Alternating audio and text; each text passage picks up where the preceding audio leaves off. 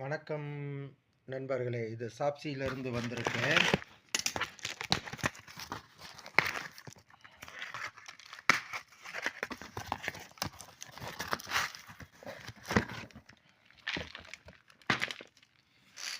இது dry fruits.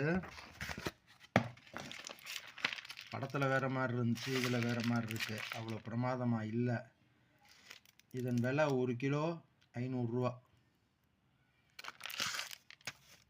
நன்றி. வணக்கம். இது ஜியோ மார்ட்லேருந்து வந்திருக்கு. Pumpkin seeds.